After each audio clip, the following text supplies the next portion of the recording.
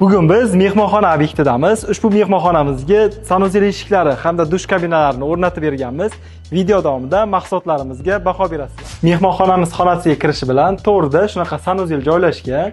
Sanuzelga shunaqa 8 mmlik matviy oynada alyumin konstruksiyadagi eshik qilib berganmiz. Ichkariga kirsanglar, dush kabinani primoy variantdagi modelidan qilib berganmiz. Keyingi sanuzelimizga shunaqa yechim qilib berganmiz. Ya'ni bu tomonda unitaz joylashgan, bu tomonda dush kabina joylashgan. Eshiklari ikkalasi ham tashqariga ham ichkariga ham bemalol ochiladi. Balandligini patologgacha qilib berganmiz. Ichkaridagi har qanaqa hidlar, parlar xonaga chiqmaydi. Keyingi sanuzelimizga ham o'zimizning eshiklarni qo'yib berganmiz. Undan tashqari sanuzel maydoni kichkina bo'lganini hisobga olib, shunaqa 135 gradusli dush kabinani o'rnatib berganmiz. Eshiklari bemalol ichkariga, tashqariga ochib foydalansa bo'ladi. Agar sizga ham shunaqa premium hamda sifatli mahsulot kerak bo'lsa, pastda nomer qoldiramiz, aloqaga chiqsanglar bo'ladi.